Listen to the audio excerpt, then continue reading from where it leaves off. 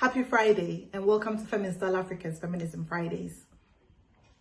As part of 16 Days of Activism against gender-based violence, I am here today to talk to you about victim blaming and why we shouldn't do it. To paint a scenario, you're in your house in the middle of the night and then someone breaks into your house and they hold you at gunpoint and they take your possessions away. They tell you that if you scream, they will shoot. And so you don't scream. But you report the crime to the police or even to your friends or neighbors. And they ask you questions like, why did you have that phone? Why did you just paint your house? Why do you have that nice TV? Who told you to buy a MacBook? You were asking to be robbed. That is ridiculous, isn't it? Because you were not asking to be robbed. Just because you have nice things does not mean that someone should come and forcefully take it away from you with the threat of violence or death. And so, why do you think that it's okay for you to ask a victim of rape or a victim of domestic violence questions like, what were you wearing? Why did you go there with him? Why didn't you leave the first time he hit you? When you ask questions like that, what you do is take away the responsibility from the abuser and place it squarely on the shoulders of the abused. Someone who's gone through a traumatic experience does not need you blaming them for what happened to them because it wasn't their fault. There has not been any studies that show the correlation between what a woman wears to her being raped. If that were the case, places like India would not have a rape pandemic. People rape babies. What was the baby wearing?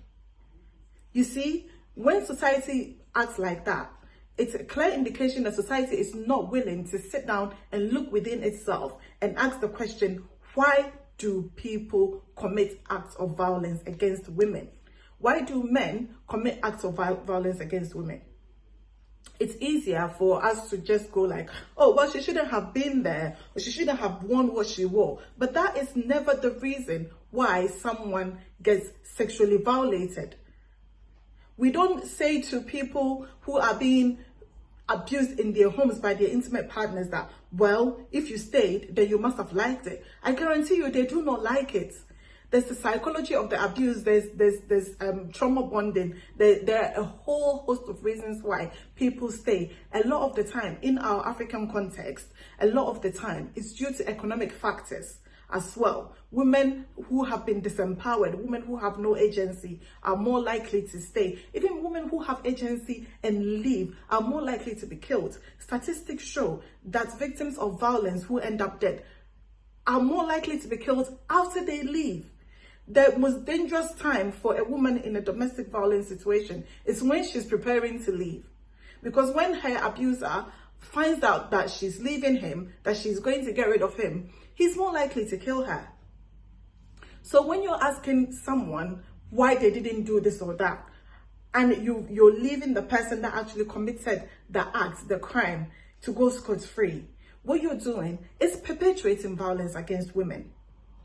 So today I'm here to tell you, every time you hear a story about rape, domestic violence, believe victims.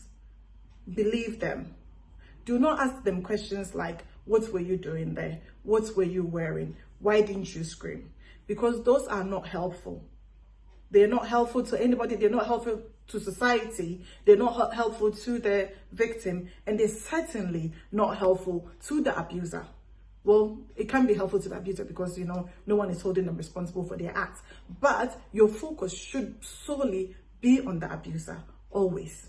That is one of the main ways in which we can work to eliminate violence against women. Thank you so much for listening to me today. And I hope that whatever you're doing today, you're going to fight for a more balanced and equal society.